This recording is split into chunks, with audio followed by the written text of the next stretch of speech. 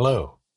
In this video, we're going to look at how to find a pixel color anywhere on this image. So if someone were to say to you they want to use a particular color from this image, how do you find that RGB color matrix is the question.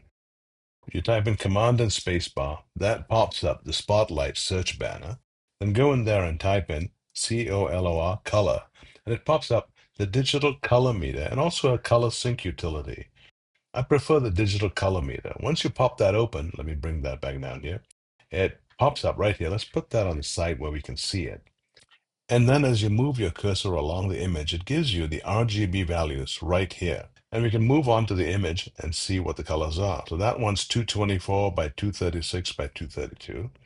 Let's say we wanted to go with that. That's 228, 118, 28.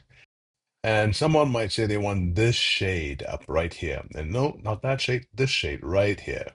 And now you've got a 230, 175, 94. So this is a great way to extract the RGB value of any image that you can have on your screen.